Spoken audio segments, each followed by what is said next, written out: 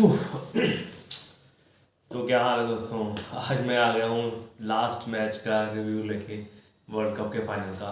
ये मैं वीडियो कल बनाने वाला था, लेकिन कल इतना इमोशनल मैं हुआ कि मेरे से वीडियो ही नहीं बनी। इतना मूड खराब हुआ ना परसों जब मैच हुआ था संडे को। मतलब एक्सपेक्टेशन इतनी कि 90% मेरी एक्सपेक्टेशन थी कि इंडिया जीतेगी फाइनल और 10% ऑस्ट्रेलिया के लिए, लेकिन इसका बिल्कुल ही उलट हुआ। पता नहीं क्या हो गया, पता नहीं भगवान को नहीं चाहता कि इंडिया कभी वर्ल्ड कप जीते। यू नो वो फीलिंग्स मैंने तो पटाखे भी बजा के रखे हुए थे दिवाली के कि फोड़ेंगे जब इंडिया वर्ल्ड कप जीतेगी, लेकिन ऐसा नहीं हुआ। चलो जो होता है अच्छे के लिए होता है। एक नई शुरुआत यहाँ से करेंगे। क्या कमियां रही, क्या खामियां रही, तो शुरुआत करते हैं मैच की कैसे हुआ। देखिए, मैं आपको ना पहले तो थोड़ा सा समरी बताऊंगा कि क्या मैच में था, क्या हुआ, फिर लास्ट में उसका निचोड़ बताऊंगा कहाँ मुझे गड़बड़ी लगी, क्या हुआ, किसका सबसे ज़्यादा प्रॉब्लम थी। तो सबसे पहले हमें शुरू करते हैं कि टॉस का। टॉस जब शुरुआत हुई ना, टॉस की जैसे ही टॉस हुआ 50% इंडिया मैच हार गई, क्योंकि अहमदाबाद की ओस वो मैं डिस्कस करूंगा बाद में। तो पहला पैट कमिंस टॉस जीते तो इंडिया को बल्लेबाजी का मौका दिया। तो वही ओपनर रोहित शर्मा शुभमन गिल आए। रोहित शर्मा प्योरेस्ट फॉर्म में चल रहे हैं अपनी, मतलब अपना देश का आगे रख रहे हैं, अपनी फॉर्म का नहीं देख रहे। वो लगा रहे छक्के चौके, वैसे ही शुरुआत रही। शुभमन गिल पता नहीं शॉर्ट एंड जैब खेल रहे थे, वो ऐसा खेल रहे थे तो लेग साइड में आउट हो गए वो। तो उनको बिग मैच प्लेयर का बनना पड़ेगा, उसका बहुत उम्मीद है शुभमन गिल के, वो आउट हो गए। फिर रोहित शर्मा ने 47 रन बनाए मात्र 31 गेंदों में, वो भी बहुत तगड़ा खेले थे। लेकिन मैक्सवेल के एक ओवर में जब आपके पास 10 रन आ गए हैं तो आप उसको चांस क्यों ले रहे हैं? वर्ल्ड कप का मैच है, थोड़ा सा ना गेम अवेयरनेस में ध्यान रखना चाहिए था रोहित शर्मा को। तो ग्लेस मैक्सवेल की बॉल में आउट हो गए वो। 10 ओवर में 82 रन थे, 2 आउट। फिर श्रेयस अय्यर ने भी कुछ नहीं किया, श्रेयस अय्यर भी आउट हो गए। कॉटन बोल्ट नहीं की कीपर ने आउट किया। लूज शॉट कह लीजिए या जो मर्जी कह लीजिए, आप किस्मत खराब कह लीजिए। फिर वहीं से इंडिया का डेक्लाइन शुरू हो गया। अच्छी पार्टनरशिप हो रही थी विराट और कोहली में। मुझे थोड़ा सा विराट और कोहली में ये भी लगा कि वो अपने स्टैंडर्ड के हिसाब से, जो था राहुल ना, वो नीचे खेल रहा था। थोड़े से कैलकुलेटेड रिस्क लेना चाहिए था, थोड़ा सा इनटू द ग्राउंड थोड़ा सा मारना चाहिए था। हाँ, ये था कि बॉल हिल रही थी टॉस दिन में, लेकिन थोड़ा सा अपनी जो आपके पास कैपेबिलिटी है, जो स्किल है, ग्राउंडेड शॉट खेलने चाहिए थे आपको। तभी प्रेशर बिल्ड होता रहा। और उसी की वजह से देखिए कोहली इतना अच्छा खेल रहे थे। 90 या 85 या 90 की स्ट्राइक रेट से खेल रहे थे, वो भी अपनी हाफ सेंचुरी लगाकर बोल्ड हो गए। बल्ला का बाहरी किनारा लगा पैट कमिंस का और बोल्ड हो गए। वहीं से मैच टर्न अराउंड हो गया मेरे ख्याल से। पहला तो रोहित शर्मा का टर्न अराउंड हुआ, आउट हुए। फिर जब कोहली आउट हुआ फिर हुए। मतलब जब भी पार्टनरशिप बन रही थी ना, कोई अच्छी आउट हो रहा था, ये आउट हो गया, विराट आउट हो गया, फिर आए हमारे बल्लेबाज। अब कोई बल्लेबाज रहा ही नहीं, एक कम पीछे था, ठीक है ना। फिर सूर्य कुमार यादव आए, ठीक है ना। सूर्य कुमार यादव भी नहीं रहे। सूर्य कुमार यादव के बाद थोड़ी सी पार्टनरशिप बन रही थी, फिर वहां से वो के राहुल आउट हो गया। तो आप देख सकते हैं थोड़ी सी पार्टनरशिप पनप रही थी, तो वहां से विकेट गिर रही थी। पहले विराट आउट हुए, फिर के आउट हो गया। मुझे लग रहा था जिस हिसाब से खेल रहे थे ना, इंडिया को 50 ओवर खेलने चाहिए थे। अब जैसे लास्ट में फिर आपके कुलदीप और बुमराह ने एक एक रन लेके 15 से 20 रन की पार्टनरशिप कर दी थी, तो वैसे ही आपको 240 बन गए थे। लेकिन अगर आप रनर बॉल थोड़ा सा केएल भी थोड़ा सा ध्यान से खेलते और सूर्य कुमार भी, तो ये 20 या 25 रन आपके 240 से 280 या 290 तक जा सकते थे। लेकिन जो खुदा का वो था, वही हुआ। सॉरी। तो एंड में आते आते 240 में ऑल आउट हो गई, लास्ट बॉल में ऑल आउट हो गए, रन आउट हो गया कुलदीप यादव। सॉरी।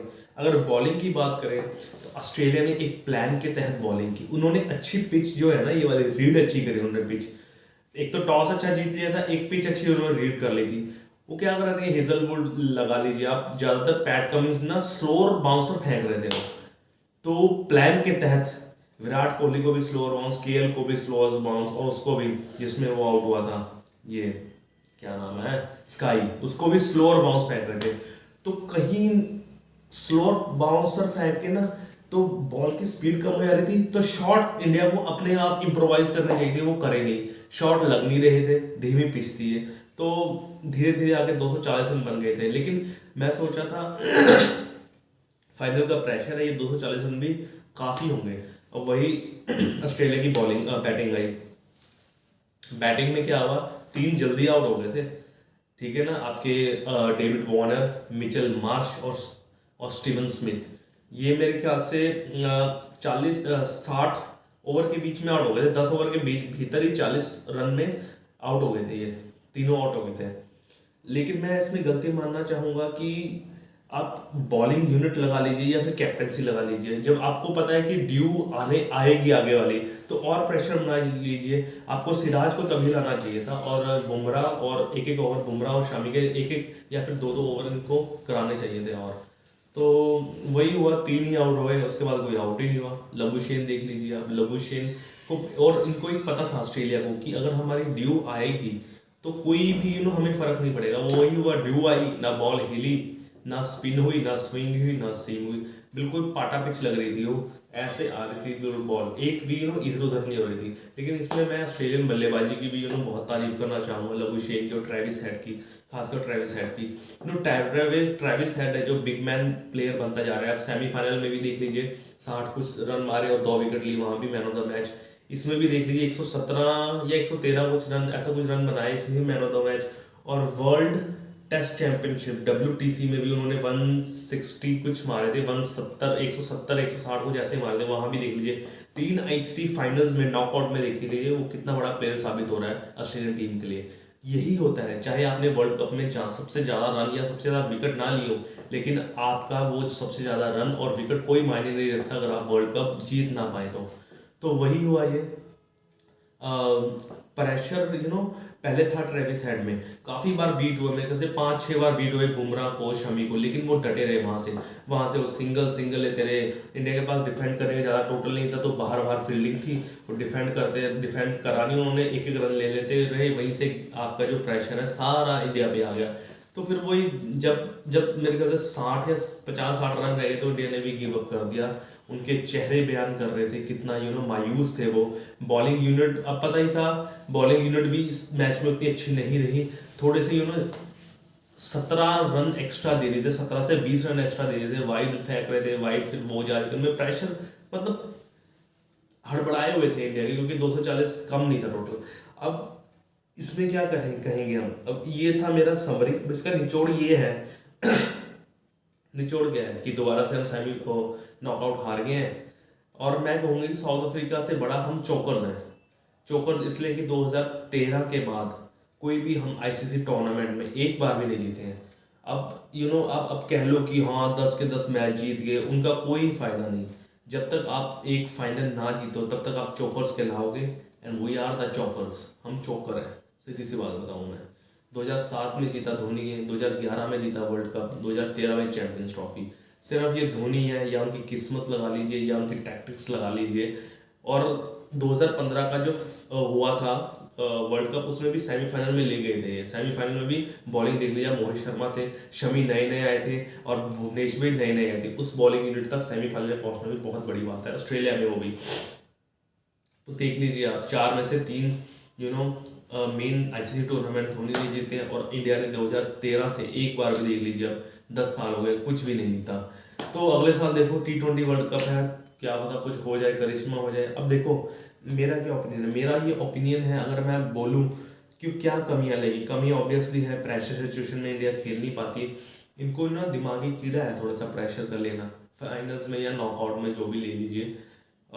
उसके लिए पता नहीं क्या करना पड़ेगा, ऑस्ट्रेलिया को हायर करना पड़ेगा एक कोच को, और क्या कर ले, तभी तो ऑस्ट्रेलिया में एक किसी कोच को हायर कर लो, या किसी कंसल्टेंट्स को ले लाओ कि तुम्हारा जो है प्रेशर तुम सोख सको फाइनल और सेमीफाइनल जो भी है नॉकआउट स्टेजेस में। तो दूसरी बात ये है कि मैं थोड़ा ICC से भी नाखुश हूँ, और BCCI से। जब आपको पता है कि इतना बड़ा मैच है फाइनल का, तो उसमें होना ये चाहिए था कि आपको पता है कि अहमदाबाद में 100% ड्यू आएगी, ठीक है ना, और वही हुआ। आप मैच 2 घंटे पहले शुरू करा लो, 12 बजे शुरू करवा लो, 11 बजे शुरू करवा लो, ठीक है ना। आपको पता है कि ये पूरा स्टेडियम भर जाना है, ठीक है, आप 10 बजे शुरू करवा लो, या सुबह शुरू करा लो, दोपहर तक खत्म मैच।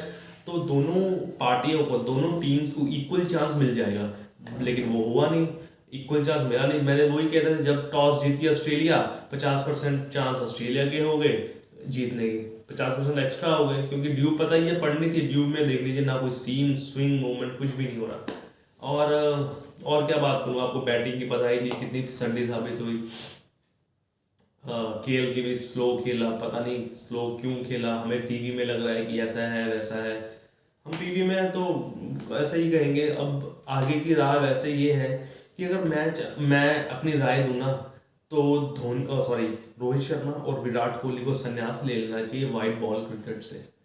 वाइट बॉल क्रिकेट से संन्यास लेना चाहिए, क्योंकि अब रोहित शर्मा के डेली 10,000 से ऊपर रन है, और अगला वर्ल्ड कप 2027 में ना, वो तो श्योर परसेंट है, 36 साल के हो गए तो खेल नहीं पाएंगे।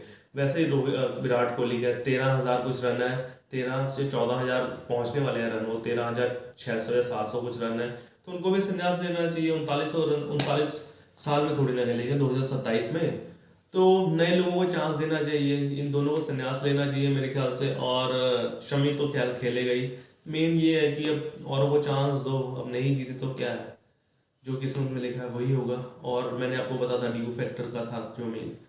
ऑस्ट्रेलिया का बात बताएं तो ऑस्ट्रेलिया बहुत बड़ी टीम साबित हो रही है।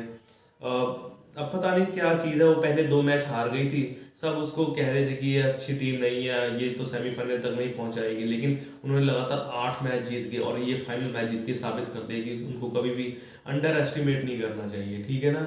अब पता नहीं, अब मैं वही तो कह रहा हूँ कि किसी ऑस्ट्रेलियन कोच को आप कंसल्टेंट्स यूज़ कर लो कि क्या माइंड गेम रहती है, क्या रहती है उनकी सेमीफाइनल, फाइनल या किसी भी नॉकआउट गेम्स में, कि वो बहुत कम हो, उनकी विफल होने के चांस बहुत रेशो कम है। तो फिलहाल यही था कि क्या गड़बड़ी हुई क्या नहीं हुई, मुझे समझ नहीं आ रहा। जीता है फाइनल था, हम हार गए जैसी हमारी फॉर्म थी। और ये भी है, देख लीजिए, मैं पहले ही बोल जाऊँ, हाईएस्ट विकेट टेकर और हाईएस्ट रन गेटर हमारी टीम से, लेकिन हम वर्ल्ड कप कभी भी नहीं जीत पाए, ये वाला वर्ल्ड कप जीत नहीं पाए। और ऑस्ट्रेलिया का देख लीजिए, ना आपकी हाईएस्ट रन गेटर है, ना आपकी बॉलिंग में है टॉप में, ठीक है ना, जो टॉप 1 नंबर पर है रैंक में इस वर्ल्ड कप में, लेकिन फिर भी वर्ल्ड कप जीत पाए, और वही मैटर करता है, अगर आप मुझे बोलोगे कि मैं 700 रन बना दूं, ठीक है ना, और वर्ल्ड कप ना जीता हूँ, और मुझे बोले कि मैं कल 100 रन बनाऊँ और वर्ल्ड कप जीत जाए मेरी टीम, तो मैं यही चाहूँगी कि मेरी टीम वर्ल्ड कप जीत जाए, और होना भी ऐसे चाहिए। चलो देखते हैं अब कब वीडियो आएगी, बहुत मुश्किल से वीडियो बनाई है, तो मिलते हैं। लाइक शेयर सब्सक्राइब कीजिए मेरे चैनल को, आगे देखते हैं वीडियो कौन सी बनाएंगे, तब तक के लिए बाय।